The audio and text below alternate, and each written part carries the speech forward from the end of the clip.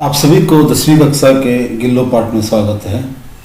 आज हम इस गिल्लो पाठ का उद्देश्य और इस पाठ में आए हुए व्याकरण और विस्तृत जानकारी प्राप्त करेंगे। यहाँ कवि लेखिका महादेवी वर्मा जी ने एक प्राणी दया की पाठ आपके सामने प्रस्तुत की है। मानव इतना बुद्धिमान और सशक्त होने के बावजूद भी उनके पास कोई दया की भावना नहीं मिल सकता। इसी के कारणवश यहाँ लेखिका महादेवी वर्मा जी ने एक प्राणी दया की सीख को आपके सामने प्रस्तुत कर रहे हैं। अचानक एक दिन सवेरे कमरे से बरामदे में आकर मैंने देखा तो दो कौवे एक गमले के चारों ओर चोंचों से छुआ जैसा खेल खेल रहे हैं। देखिए, अचानक इसका अर्थ क्या होता है? आकस्मिक। अचानक इसका अर्थ क्या हो सकता है? आकस्मिक। आपको याद रखना चाहिए। अचानक, आकस्मिक। एक दिन इसका विलोम शब्द क्या है? रात। आप जानते हैं। सवेरे इसका समनार शब्द क्या है? सुबह, प्रभात, सवेरे, इसमें सुबह इसका समनार शब्द है। वही सवेरे इसका विलोम शब्द क्या है? सवेरे इसका विलोम शब्द है संध्या। देखिए, अचानक एक दिन सवेरे यानी कि सुबह कमरे से बरामद इसका अर्थ क्या होता है? अंगड़ा। बरामद इसका अर्थ जो घर की जो बाहरी जो जगह होती है उसे हम बरामद कहते हैं। बरामदे में आकर मैंने देखा। मैंने ने कहा, कौन है? लेखिका महादेवी वर्मा जी ने देखा तो वहां क्या? दो कौवे। कौ इसका एक वचन है। कौवा इसका एक वचन है। देखिए, अचानक एक दिन सवेरे कमरे से बरामदे में आकर मैंने देखा दो कौवे एक गमले यानी इसका अर्थ क्या होता है? कुंडा। गमले इसका अर्थ क्या होता है? कुंडा यानी कि जो फूल झाड़ों को रखने का जो कुंडा, कन्नड़ में उसे कुंडा कहते हैं। उसे गमले के चारों चोंचों से, चोंचन की कोक्को, कन्नड़ में क्या कहते हैं? कोक्को। छुआ जैसा खेल खेल रहे हैं। देखिए बच्चों, लेखिका अगर सुबह उठकर बाहर की जो बरामदे में देखते हैं तो वहां क्या होते हैं? दो कौवे क्या कर रहे हैं? गमले के चारों आ हूविನ ಕುಂಡದ ನಾಲ್ಕು ಕಡೆ ಅಂದ್ರೆ ಸುತ್ತಲೂ, ಚಾರೋ ಓರ್ इसका अर्थ क्या होता है? ಸುತ್ತಲೂ। ಚಾರೋ ಓರ್ ಎಂಬ ಈ ಒಂದು ಅರ್ಥವನ್ನು ಏನು ಕೊಡ್ತಾ ಇದ್ದು?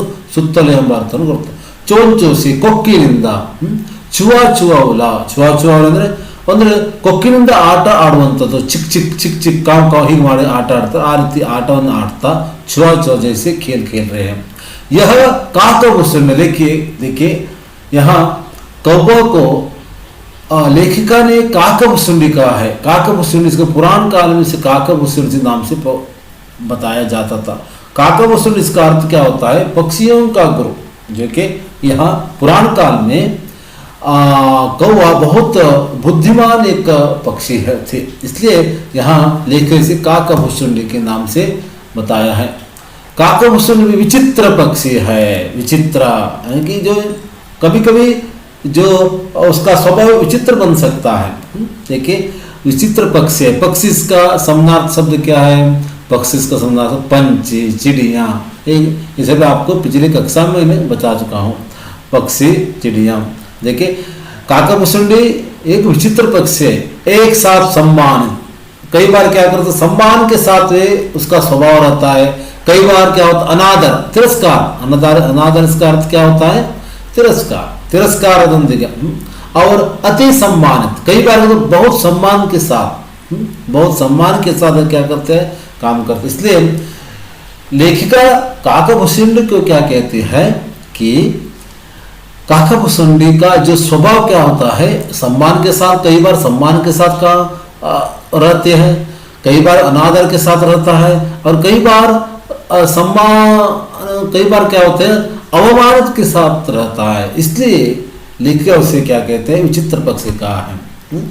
इसलिए देखिए, वहां गमले के चारों ओर छुआ छुआ खेल रहे उस कौवे को देखकर लेखक का मन इस उसकी ओर क्या होता है, जा जाता है। अभी देखिए, अब उस कौवे को देखते ही लेखक का मन में क्या होता है, दूसरे विचार आ सकता है। हम जो पुराणों में कौवे का किस भावना से देखते हैं, अगर हम पितृपक्ष आए तो कौवे को क्यों इतना सम्मान देते हैं, इसके बारे में यहाँ लेखिका आगे कहते देखें, हमारे बेचारे पुरखे ने न गरुड़ के रूप में आ सकते हैं और न मयूर के रूप में आ सकते हैं। देखिए, हमारे बेचारे की शायद असहाय का, हम जो कई लोग मानते हैं कि या हम समझते हैं कि जो पुराण का समझते हैं कि हमारे पूर्वज जो सदगति बन जाते हैं या मरने के बाद उसका आत्मा रहते, इस प्रकार जो भावनाएं हैं,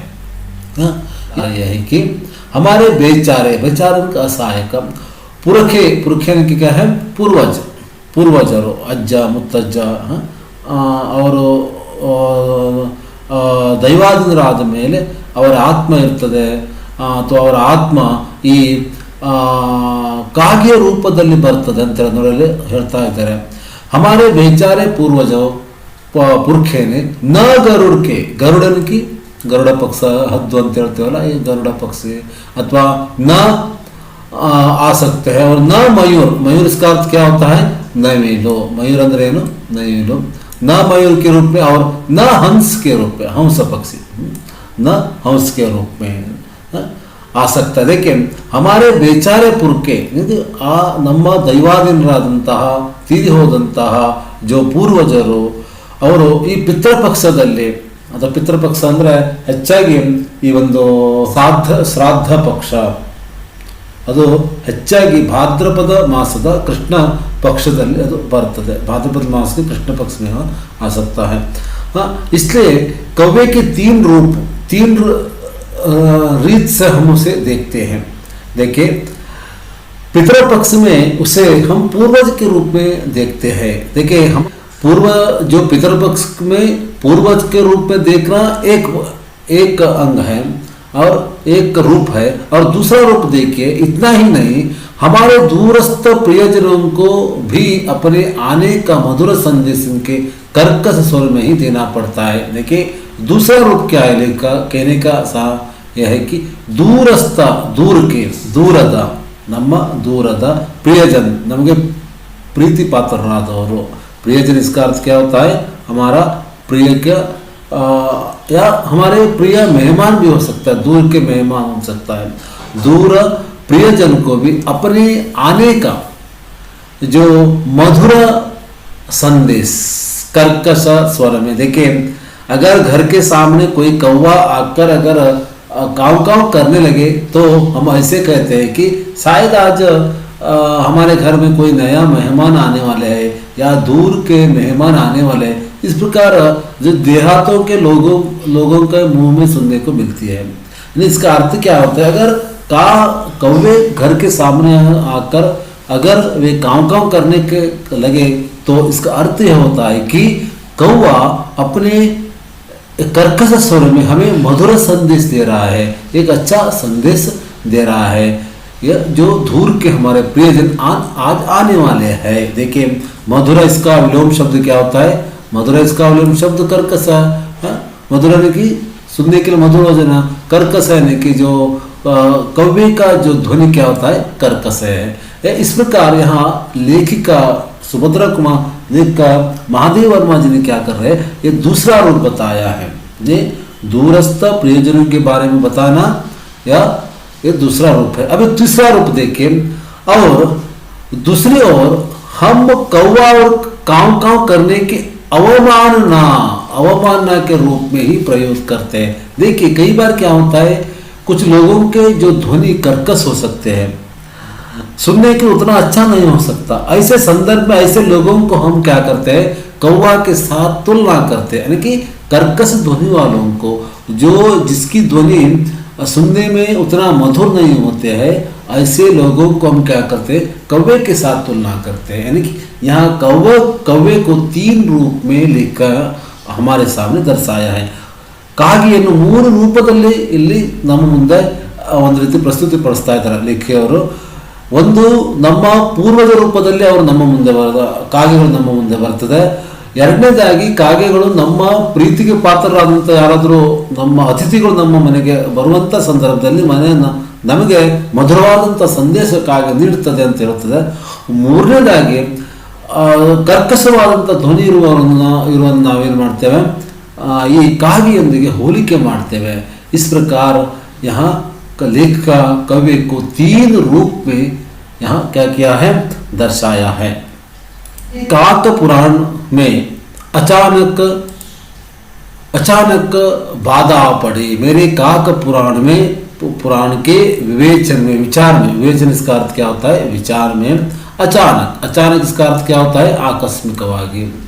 बाधा तड़े रोक, बाधा इसका अर्थ क्या होता है, तड़े रोक आ पड़े. यानी कि जो काक के पुराण में या काक के बारे में जो विचार कर रही थी, ऐसे संदर्भ में लेखक को उस दृष्टि या जो वहाँ गमले और दीवार के संधि में जो कौवा छुआ खेल इसको देखते ही उसके उस विचार में रोक आ पड़ती है. क्योंकि गमले और दीवार इसका अर्थ क्या होता है, घोड़े, दीवारें, बहुत दीवारें की संधि में चिपे की अड़गी कोंडा. चिपे इसका अर्थ क्या होता है, अड़गी कोंडा. एक छोटे से जीव पर मेरी दृष्टि रुक गई. ಒಂದು ಸಣ್ಣ ಜೀವಿಯ ಮೇಲೆ ನನ್ನ ಕಣ್ಣು ಬೀಳ್ತದೆ. देखिए यहाँ लेखक की जो दृष्टि उस छोटी सी जीव पर जाकर रुक जाती है. जाकर देखा. निकट इसका जो विलोम शब्द क्या है, निकट इसका विलोम शब्द है दूर. निकट इसका विलोम शब्द क्या है, दूर. निकट इसका समनार शब्द क्या है, पास. निकट इसका समनार शब्द क्या है, पास. निकट जाकर देखा. गिलहरी इणची, गिलहरी के इणची. गिलहरी का एक छोटा सा बच्चा है, यानी कि एक छोटा सा बच्चा दीवार और गमले के संधि में गिर पड़ा था. जो संभवतः ಹೆಚ್ಚಾಗಿ घोंसले की गूड़ गिर पड़ा था. गूढ़ದಿಂದ ಅದು ಕೆಳಗೆ ಬಿದ್ದಿರಬೇಕು ಹೆಚ್ಚಾಗಿ. और अब कौवे जिसमें सुलभ आहार, आसान से उसे अपना आहार बनाने के लिए क्या कर रहा था, उस छोटे से जीव को वह खोज रहा था, हुड़कता है. तो ठीक है, अभी लेखिका के दृष्टि उस गमले और दीवार के भीत पे रहे उस जीव के ऊपर पड़ गया. काकद्वय इसका अर्थ क्या होता है, दोनों कव्वे की, ಎರಡು ಕಾಗೆಗಳ, दोनों कव्वे की चोंचो अथवा ಕೊಕ್ಕಿನಿಂದ से घाव ಅಂದ್ರೆ गाय, घाव उस लघु प्राण के लिए बहुत से, यानी कि दोनों बड़े कौवा था, इसलिए उसका चोंचों की जो घाव क्या था, उतना छोटा प्राणी या छोटा जीवी, लघु प्राण इसका क्या है, छोटा जीवी के लिए बहुत था. ಅಷ್ಟೇ ಸಾಕಾಗಿತ್ತು. ಆ ಒಂದು ಕಾಗೆಗಳ ಕೊಕ್ಕಿನ ಒಂದು ಗಾಯವೇ, ಕೊಕ್ಕಿಂದಾದಂಥ ಗಾಯವೇ ಅಷ್ಟು ಸಣ್ಣ ಅಂತ ಜೀವಿಗೆ ಸಾಕಾಗಿತ್ತು ಅದು ಸಾವನ್ನಪ್ಪಲಿಕ್ಕೆ. ಅಥವಾ ನಿಶ್ಚೇಷ್ಟನಿಗೆ ಅಚೇತವಾಗಿ ಅಥವಾ ನಿಷ್ಕ್ರಿಯವಾಗಿ, ಪ್ರಜ್ಞೆ ತಪ್ಪಿ, ಬೇಹೋಸ್ से अचेत कहते हैं या बेहोश भी कहते हैं. निश्चित सा गमले से चिपका पड़ा था. ಒಂದು ರೀತಿಯಾಗಿ ಆ ಒಂದು ಕುಂಡಕ್ಕೆ ಏನಾಕೊಂಡು ಅಂಟಿಕೊಂಡು, ಚಿಪ್ಕಾರ ಅಂದ್ರೇನು, ಅಂಟಿಕೊಂಡು ಏನಾಗಿತ್ತು ಅದರ ಮೇಲೆ ಬಿದ್ದಿತ್ತು. ಆ ಒಂದು ಸಣ್ಣ ಜೀವಿಯನ್ನು ತಿನ್ನಲಿಕ್ಕೆ ಈ ಎರಡೂ ಕಾಗೆಗಳನ್ನು ಮಾಡ್ತಾ ಇತ್ತು, ಒಂದು ರೀತಿಯಾಗಿ ಅಲ್ಲಿ ಆಟ ಆಡ್ತಾ ಇತ್ತು.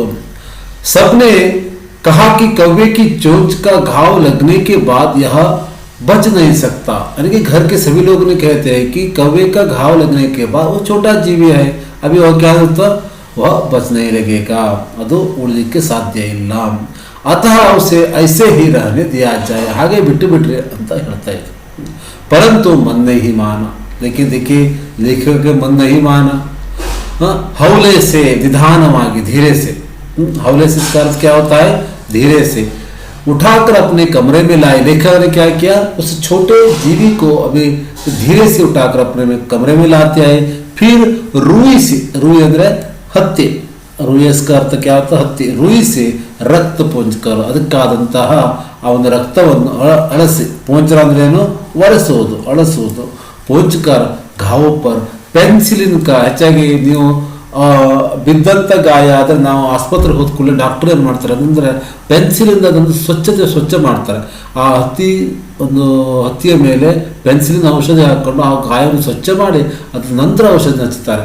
ಅದೇ ರೀತಿಯಾಗಿ ಲೇಖಕ ಏನು ಮಾಡ್ತಾರೆ ಅಂದರೆ ಈ ಒಂದು ಇಣಚಿಯ ಮರಿಗೆ ಆದಂತಹ ಗಾಯಕ್ಕೆ ಏನು ಮಾಡ್ತಾರೆ ಅಂದರೆ ಪೆನ್ಸಿಲಿಂದ ಸ್ವಚ್ಛ ಮಾಡಿಕೊಂಡು ಅದರ ನಂತರ ಏನು ಮಾಡ್ತಾರೆ? ಮರಹಂ ಅಂದರೆ ಔಷಧಿ ಪಟ್ಟಿಯನ್ನು ಮಾಡ್ತಾರೆ, ಅದಕ್ಕೆ ಹಾಕ್ತಾರೆ. कई घंटे के उपचार के उपरांत देखिए बहुत समय तक लेखक उसे उपचार करने लगा. उपचार ಅಂದ್ರೆ चिकित्सा. उपचार इसका अर्थ क्या है? ಚಿಕಿತ್ಸೆ ಮಾಡೋದು, ಇಲಾಜ್ भी कहते हैं. ಉಪಚಾರ ಚಿಕಿತ್ಸೆ ನಂತರ ಅದನ್ನು ನೋಡಿಕೊಂಡ ನಂತರ ಅದಕ್ಕೆ ಔಷಧಿ ಮಾಡಿದ ನಂತರ ಉಪರಾಂತ ಅಂದ್ರೆ ಏನು? ನಂತರ उपरांत उसके मुंह में एक बूंद पानी टपकाया गया. बूंद इसका अन्य वचन रूप क्या है? ಬೂಂದೆ ಟಪಕಾಯ ಬಾಯ. ಬೂಂದ್ ಅಂದ್ರೇನು? ಹನಿ. ಒಂದು ಹನಿ ನೀರು ಅದರ ಬಾಯೊಳಗೆ ಹೋಗ್ತು. तीसरे दिन वह इतना अच्छा और आश्वस्त, देखिए वह 3 दिन का अचेत पड़ा हुआ था, या 3 दिन तक उसका कोई स्वास्थ्य के बारे में कोई जानकारी नहीं था, लेकिन 3 दिन के बाद वह इतना अच्छा, इष्टೊಂದು ಸ್ವಸ್ಥವಾಗಿ, ಎಷ್ಟೊಂದು ಗಟ್ಟಿಯಾಗದು ಬಂದು ಹೊರಗೆ ಬಂತಂದ್ರೆ कि मेरी उंगली अपने 2 नन्हे पंजों से पकड़, ನನ್ನ ಈ ಒಂದು ಬೆರಳುಗಳನ್ನು ನನ್ನ ಚಿಕ್ಕದಾದಂಥ ಪುಟ್ಟದಾದಂತಹ ಬೆರಳುಗಳಿಂದ ಹಿಡ್ಕೊಂಡು पकड़कर नीले कांच के मोतियों जैसे, देखिए यहाँ उस गिलहरी की बच्चे का उसका आंख कैसा था? ನೀಲಿಯಾದಂತಹ ಗಾಜಿನಂತೆ ಹೊಳೆಯುತ್ತಿರುವಂತಹ, ಮುತ್ತಿನಂತೆ ಹೊಳೆಯುತ್ತಿರುವಂತಹ ಅದರ ಕಣ್ಣಾಗಿತ್ತು. ತನ್ನ ಕಣ್ಣುಗಳು ಇದರ देखने लगा, आ कड़े ಈ ಕಡೆಗೆ ನೋಡ್ತಾ ಇರ್ತದೆ. ಅದಕ್ಕೆ अभी ऐसा लगा कि लेखक जो उपचार करने के बाद 3 दिन के बाद क्या करते हैं, वह एक अच्छा जो स्वास्थ्य बन गया है. देखिए उंगली, इसका अन्य वचन रूप क्या है? उंगलियां हैं. देखिए एक छोटा जीवी होने के बावजूद भी यहाँ लेखिका क्या करती है? सभी लोग उसे कहते हैं कि वह मर जाएगा, उसे इलाज करने के लिए कोई जरूरत नहीं है, तो भी लेखिका के मन नहीं मानता. लेखिका कहते तो उसे धीरे से अपने कमरे में लाकर उसको उपचार किया और उसके जीव को, जान को बचा. इस प्रकार लेखिका क्या करते? अपनी प्राणी दया की भावना को यहाँ उजागर करती है.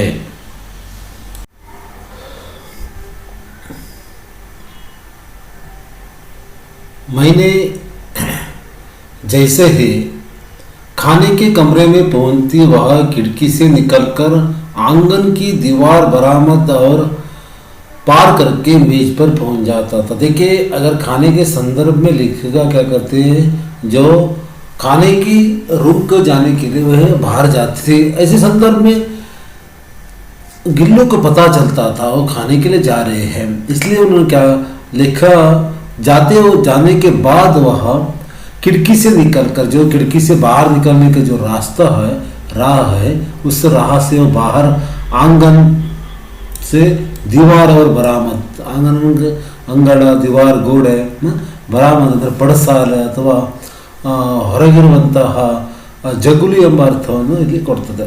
ಬರಾಮದ್ ಪಾರ್ ಕರ್ಕೆ ತಾಟಿ मेज पर पहुंच जाता है, खाने की जो मेज है वह मेज पर पहुंच जाता था.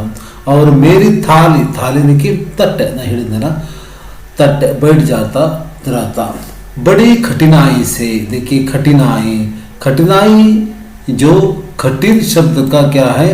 एक तरह भावाचक रूप है. यहाँ कठिन शब्द का भावाचक रूप क्या है? कठिनाई.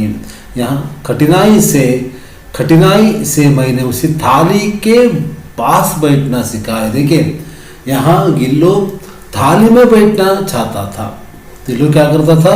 यहाँ थाली में बैठना चाहता था, लेकिन लेखिका ने बहुत कष्ट से उसे एक विचार सिखाया है कि वो थाली से बाहर बैठकर थाली में रहने वाला खाना को खाना है. पास बैठना सिखाया, जहाँ बैठकर वह मेरी थाली में से एक एक चावल उठाकर, देखिए चावल, चावल इसका अर्थ क्या है, चावल इसका अर्थ क्या है, अक्की, अक्की ಭತ್ತ ಈ ಅರ್ಥದಲ್ಲಿ ಬರ್ತದೆ. ಏಕೇಕ್ ಚಾವಲ್, ಒಂದೊಂದು ಅಕ್ಕಿಯನ್ನು ಅಥವಾ ಒಂದೊಂದು ಅನ್ನವನ್ನು ತಿನ್ನುವಂತಹ ಕೆಲಸ ಯಾದವ ಗಿಲ್ಲು ಮಾಡ್ತಾ ಇರ್ತಿತ್ತು. बहुत सफाई से, बड़ी सफाई से, सफाई, देखिए सफाई जो है साफ, इसका भाववाचक रूप क्या है, सफाई है, आपको याद रखना चाहिए. साफ इसका भाववाचक रूप सफाई है. काजू उसका प्रिय खाद्य था, देखिए आपको याद रखे, काजू, काजू अंदर है गोडंबे, काजू अंदर है ना गोडंबे, जो काजू उसका क्या है, प्रिय खाद्य है. और कई दिन काजू न मिलने पर, अगर काजू नहीं दिया तो, काजू नहीं दिया तो वे क्या करते थे कि न मिलने पर वह अन्य खाने की चीज तो लेना बंद कर देता था या झोले से नीचे फेंक देता था. अन्य अगर काजू को छोड़कर अगर दूसरी चीज दिया तो गिल्लू वह नहीं खाता था. अगर जबरदस्ती दे दिया तो वह क्या करता था, अपने झोला से या अपने ढलिया से वहाँ नीचे फेंक देता था. ಜಬರ್ದಸ್ತಿಯಾಗಿ ಬೇರೆ ಆಹಾರವನ್ನು ಕೊಟ್ಟರೆ, ಗೋಡಂಬಿಯನ್ನು ಹೊರತುಪಡಿಸಿ ಬೇರೆ ಆಹಾರವನ್ನು ಕೊಟ್ಟದ್ದು ಹೋದಾದರೆ ಗಿಲ್ಲು ಏನು ಮಾಡ್ತಾ ಇತ್ತು, ಅದನ್ನು ಹೊರಗಡೆಗೆ ಎಸಿತಾ ಇತ್ತು. नीचे फेंक दिया था, देता था. नीचे इसका विलोम शब्द क्या है, ऊपर, ऊपर नीचे, आपको इसे याद रखना चाहिए. देखिए इस बीच, उसी बीच मुझे मोटर दुर्घटना में आहत होकर कुछ दिन अस्पताल में रहना पड़ा. देखिए मोटर दुर्घटना, मोटर दुर्घटना की एक्सीडेंट, देखो क्या होता है, कुछ किसी कार के जाते वक्त वो मोटर दुर्घटना हो जाती है. मोटर दुर्घटना में आहत होकर, आहत यानी कि थोड़ा सा क्या हुआ, घाव हुआ या अनारोग्य बन गए, गायगुंडो, आहत होकर अस्वस्थ बन गए, अस्पताल में रहना पड़ा. लिख कहाँ रहना पड़े, अस्पताल में रहना पड़ा. उन दिनों जब मेरे कमरे का दरवाजा खोल जाता, उस संदर्भ में मैं मेरे कमरे में नहीं था, सिर्फ ಗಿಲ್ಲು ಮಾತ್ರ रहता था. ಆ ದಿನದಲ್ಲಿ ಕೇವಲ ನಾನು ಆಸ್ಪತ್ರೆಯಲ್ಲಿ ಇರುವುದರಿಂದ ಕೇವಲ ಗಿಲ್ಲು ಮಾತ್ರ ಆ ರೂಮ್ನಲ್ಲಿ ಇರ್ತಿತ್ತು. ಬೇರೆಯವರು ಬಂದು ಒಂದಿನ ಜಬ್ ಮೇರೆ ಕಮರೆ ಕಾ ದರ್ವಾಜ ಖೋಲ್ ಜಾತ, ಅಂದರೆ ಬೇರೆಯವರು ಯಾರಾದರೂ ಬಂದು ಆ ರೂಮನ್ನು ಓಪನ್ ಮಾಡಿದಾಗ, ದರ್ವಾಜ, ದರ್ವಾಜ ಅಂದ್ರೇನು ಬಾಗಿಲು, ಖೋಲ್ ಜಾತ, खोला जाता. गिल्लू अपने झूले से उतर कर दौड़ता, मेरे दौड़ता. ಗಿಲ್ಲು ಏನು ಮಾಡ್ತಿತ್ತಂದ್ರೆ ನೇರವಾಗಿ ತನ್ನ ಗೂಡಿನಿಂದ ಕೆಳಗಡೆ ಬಂದುಕೊಂಡು ವೇಗವಾಗಿ ಕೆಳಗಡೆ ಬರ್ತಿತ್ತು. ಮತ್ತು उसी तेज से किसी दूसरे को देखकर, ಬೇರೆಯವರಿಗೆ ನೋಡುತ್ತಿದ್ದಂತೆ, किसी दूसरे को देखकर, इसका ಬೇರೆಯವರು ನೋಡ್ತಾ ಇದ್ದಂತೆ, देखकर तेजी से अपने घोंसले में जा बैठता. यानी कि अगर दूसरों को देखकर क्या करते थे वे, फिर उसी तेज से अपने घोंसले में जाकर वो बढ़ता था. जब उसे काजू दे जाते, दूसरे लोग, घर के लोग क्या करते थे, उसे काजू को देकर जाते, परंतु अस्पताल में लौटकर जब मैंने उसके झूले की सफाई की तो उसमें काजू भरे मिले. देखिए लौटकर, हिंतिरुगी, जब मैंने स्वस्थ हो गया, स्वस्थ होने के बाद ಲೇಖಕರು ಆರಾಮ ಆದ ಮೇಲೆ ಆಸ್ಪತ್ರೆಯಿಂದ ಹಿಂತಿರುಗಿದಾಗ ಅಲ್ಲಿ ಆ ಗಿಲ್ಲುವಿನ ಆ ಒಂದು ಗೂಡನ್ನು ಸ್ವಚ್ಛ ಮಾಡಿದಾಗ, ಅದು ಜೋಕಾಲಿಯನ್ನು ಸ್ವಚ್ಛ ಮಾಡಿದಾಗ, ಸಫಾಯಿ ಅಂದರೆ ಸ್ವಚ್ಛ ಮಾಡಿದಾಗ ಉಸ್ಮೆ ಕಾಜು ಬಾರ್ ಮೇಲೆ, ಅಂದರೆ ಏನು ಮನೆಯವರು ಏನು ಕಾಜುವನ್ನು, ಗೋಡಂಬಿಯನ್ನು ಕೊಟ್ಟು ಬರ್ತಿತ್ತಲ್ಲ, ಆ ಯಾವುದೇ ಗೋಡಂಬಿ ಸಹ ಗಿಲ್ಲು ಏನು ಮಾಡ್ತಾ ಇರಲಿಲ್ಲ, ತಿಂತಾ ಇರಲಿಲ್ಲ. जिसमें ज्ञात होता था, ಅದರಿಂದ ಏನು ಗೊತ್ತಾಗ್ತದೆ, ಜ್ಞಾನ ತಿಳಿಯುವುದು, ज्ञात होता था कि वह उन दिनों कब जब मैंने अस्पताल में रहता था, उस संदर्भ में अपना प्रिय खाद्य को भी उन्होंने क्या था, कितना कम खाता था. ತನ್ನ ಪ್ರೀತಿಯ ಆಹಾರವನ್ನು ಸಹ ಬಹಳ ಕಡಿಮೆ ಅದು ತಿಂತಾ ಇತ್ತು. मेरी अस्वस्थता में वह तकिए पर सिरहाने बैठकर अपने नन्हे पंजों से मेरे सिर और बालों को हौले से सहलाता रहता था. जब मैंने घर आया, मैं अस्वस्थता थे, ऐसे संदर्भ में मैंने सोया था, तब ಲೇಖಕಿ ಯಾರಂತ ಮಹಾದೇವರು ಮಲಗಿಕೊಂಡಿದ್ದ, ಅನಾರೋಗ್ಯಗೊಂಡು ಮನೆಯಲ್ಲಿ ಮಲಗಿಕೊಂಡಂಥ ಸಂದರ್ಭದಲ್ಲಿ ಈ ಗಿಲ್ಲು ಏನು ಮಾಡ್ತಾ ಇತ್ತಂದ್ರೆ ತಕಿಯೇ ಪರ್ ತಲೆದಿಂಬಿನ ಹತ್ರ ಬರ್ತಿತ್ತು.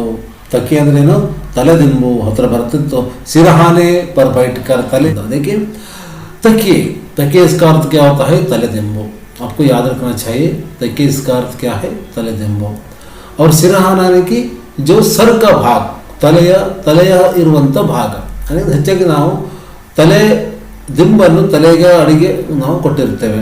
ಆ ಭಾಗದಲ್ಲಿ ಕೂತ್ಕೊಂಡು ಈ ಒಂದು ಗಿಲ್ಲು ಏನು ಮಾಡ್ತಾ ಇತ್ತಂದರೆ ಅಪ್ಪನೇ ನನ್ನೇ ಪುಟ್ಟದಾದಂಥ ಚಿಕ್ಕದಾದಂತಹ ಒಂದು ಇದರಿಂದ, ಯಾವುದರಿಂದ, ಚಿಕ್ಕದಾದಂಥ ಪುಟ್ಟದಾದಂತಹ ತನ್ನ ಬೆರಳುಗಳಿಂದ ಏನು ಮಾಡ್ತಾ ಇತ್ತಂದರೆ ಅದು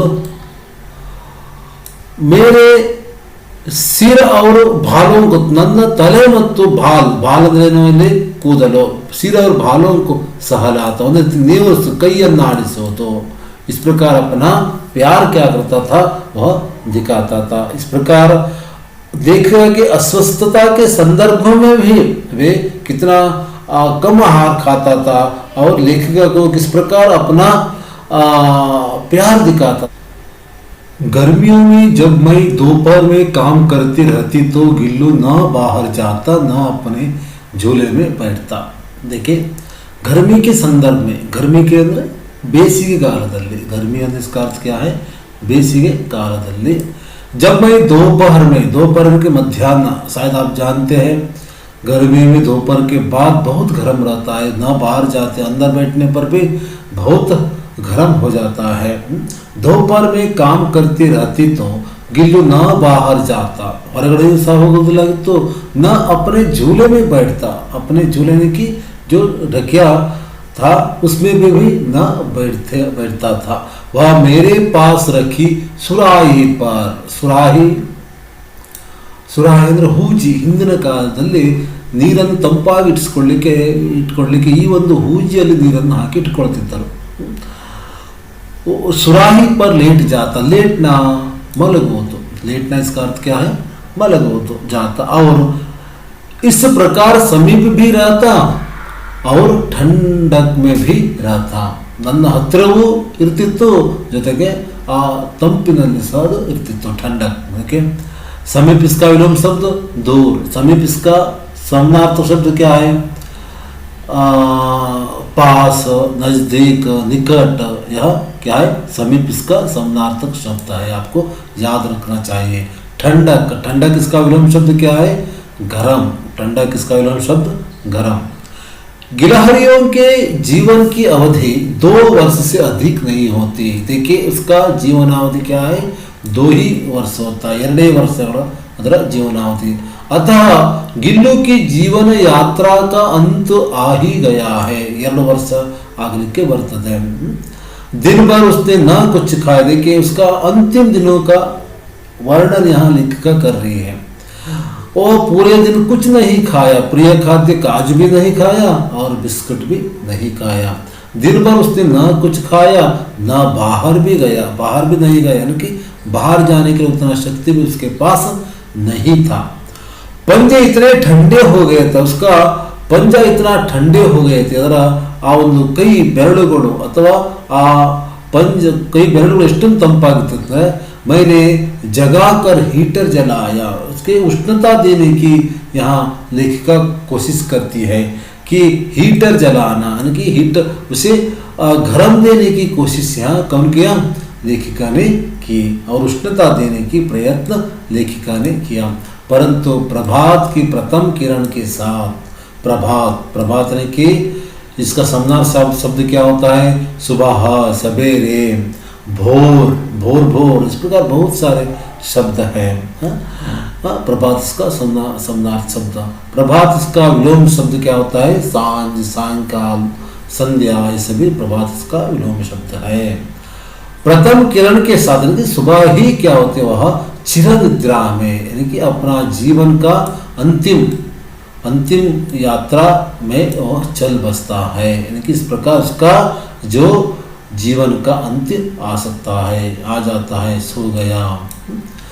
इस प्रकार जो लेखिका यहाँ कौवे की उस कहानी से यहाँ उसके अंतिम गिल्लू की अंतिम यात्रा तक आपके सामने सारे विचारों को यहाँ आपके सामने रख दिया। बच्चों, आपको याद रखना चाहिए, एक घाव भरीता एक गिल्लू को उसने किस प्रकार पाला पोसा, इतना बढ़ा करके उसका अंतिम दिन तक उन्होंने छोड़ा, उसे सहायता की, उसका झूला उतार कर रख दिया गया। देखिए, जो झूला था उसका, उसे उस झूला को लेकर नीचे रखती है और खिड़की की जाली भी बंद कर देती है। और परंतु गिलहरियों की नई पीढ़ी, जो बाहर जो गिलहरी आती, वह उस जाली के पास आकर क्या करती थी, चिक चिक अपनी भाषा से पुकारती थी, जो गिल्लू को पुकारती थी, लेकिन वहाँ गिल्लू नहीं था। और सोन जुई खिलती रहती, जो प्रिय जो फूल कौन था गिलहरी को, जो गिल्लू को सोन जुई ही था, वो सोन जुई की फूल हर संदर्भ में क्या होता था, वो खिलती रहती थी। उस खिलने के साथ साथ लेखिका को यहाँ गिल्लू की याद आती रहती थी। सोन जूही की लता के नीचे गिल्लू की समाधि बनाई गई है। देखिए, अभी गिल्लू की अंत आ ही चुका उसका, वह क्या हुआ, इस दुनिया से बाहर चला गया। अभी उस ऐसे एक छोटे प्राणी को क्या क्या गिल्लू लेखिका नहीं छोड़ा, उसका भी समाधि किया गया। वो एक यादगार था, उसके लेखिका के जीवन में एक यादगार प्राणी था। उस यादगार प्राणी को लेखक ने क्या किया, समाधि बनाई गई। समाधि यानी कि कहाँ समाधि बनाए गए, आपको इसे याद रखना चाहिए। हाँ, समाधि बनाया गया, कहाँ बनाया गया, इसलिए कि भी उसे वह लता सबसे अधिक प्रिय थी। देखिए, उस गिल्लू को सोन जूही की लता के नीचे, यानी कि सोन जूही आ ಹೂವಿನ ಸೋನ ಜೂಹಿ ಗಿಡದ ಆ ಬಳ್ಳಿಯ ಕೆಳಗೆ, ಸೋನ ಜೂಹಿ ಬಳ್ಳಿಯ ಕೆಳಗಡೆಗೆ ಈ ಒಂದು ಪ್ರಾಣಿಯನ್ನು ಅಥವಾ ಅಳಿಲನ್ನು ಏನು ಮಾಡ್ತಾರೆ, ಸಮಾಧಿ ಮಾಡಲಾಗ್ತದೆ। इसलिए भी कि उसे वह लता सबसे अधिक प्रिय था। ಈ ಸೋನಜೂಯಿಯ ಬಳ್ಳಿ ಏನಿತ್ತು ಗಿಲ್ಲಿಗೆ ಬಹಳ ಪ್ರೀತಿಯಾಗಿತ್ತು। ಈ ಒಂದು ಕಾರಣದಿಂದಲೂ इसलिए भी कि उस लघुघात का किसी वासंती दिन, देखिए ಇಲ್ಲಿ ಲೇಖಕಿಯವರು ಎರಡು ರೀತಿ ಕಾರಣದಿಂದ ಆ ಒಂದು ಗಿಡದ ಕೆಳಗಡೆ ಅಥವಾ ಬಳ್ಳಿಯ ಕೆಳಗಡೆಗೆ, ಸೋನಜೂಯಿ ಬಳ್ಳಿಯ ಕೆಳಗಡೆ ಸಮಾಧಿ ಮಾಡ್ತಾರೆ। ಒಂದನೇದು, ಆ ಬಳ್ಳಿ ಗಿಲ್ಲುವಿಗೆ ಬಹಳ ಪ್ರಿಯವಾದಂತಹ ಹೂವಿನ ಬಳ್ಳಿಯಾಗಿತ್ತು। ಎರಡನೇದಾಗಿ, ಪ್ರತಿ ವಸಂತದಲ್ಲಿ ಆ ಒಂದು ಬಳ್ಳಿ ಏನು ಬಿಡ್ತಿತ್ತು, ಹೂವನ್ನು ಬಿಡ್ತಿತ್ತು। ಆ ಹೂವನ್ನು ಬಿಟ್ಟಾಗ ತಾನು ನೆನಪು ಮಾಡಿಕೊಳ್ಬೇಕು, ತನಗೆ ನೆನಪಾಗಬೇಕು, ಜೊತೆಗೆ ಆ ಒಂದು ಹೂವಿಗಾಗಿ ಅದಕ್ಕಿರುವಂತಹ ಪ್ರೀತಿ ಅಥವಾ ಲಗಾವ್ ಏನಿತ್ತಲ್ಲ, ಅಟ್ಯಾಚ್ಮೆಂಟ್ ಏನಿತ್ತು, ಅದನ್ನು ನೆನಪು ಮಾಡಿಕೊಳ್ಳೋ ಸಲುವಾಗಿ ಸಹ ಈ ಎರಡು ಕಾರಣಗಳಿಂದ ಲೇಖಕಿಯವರು ಏನು ಮಾಡ್ತಾರೆ ಅಂದರೆ, ಆ ಒಂದು ಬಳ್ಳಿಯ ಸೋನಜೂಯಿ ಬಳ್ಳಿಯ ಕೆಳಗೆ ಈ ಒಂದು ಗಿಲ್ಲುವನ್ನು ಏನು ಮಾಡ್ತಾರೆ, समाधिಯನ್ನು ಮಾಡ್ತಾರೆ। देखिए, इसलिए भी कि उस गातन के शरीर लघुघात का किसी वासंती दिन, आपको याद रखना चाहिए, वासंती वसंत मास का दिन। देखिए, उस सोनजूही जो लता वसंत मास में क्या देता है, फूल देता है। जूही अंदर कली, जूही इसका अर्थ क्या होता है, कली। ಪೀತಾಪ್ यानी कि ಹಳದಿ ಬಣ್ಣದ ಒಂದು ಹೂವು ಆ ಒಂದು ಸಂದರ್ಭದಲ್ಲಿ, ವಸಂತದ ಸಂದರ್ಭದಲ್ಲಿ ಏನಾಗ್ತದೆ, ಮಾಸದಲ್ಲಿ ಅದು ಅರಳುತ್ತದೆ। के रूप में खिल जाने का विश्वास मुझे संतोष देता है। ಅದು ಹಳದಿ ಬಣ್ಣದ ಆ ಸೋನಜೂಯಿಯ ಹೂವು ಅರಳಿದಾಗ ಲೇಖಕಿಯವರಿಗೆ ಬಹಳ ಖುಷಿ ಆಗ್ತದೆ। ಜೊತೆಗೆ ಈ ಒಂದು ಗಿಲ್ಲುವಿನ ನೆನಪು ಸಹ ಹಮೇಶಾ ಕೆಲೆ रहते हैं।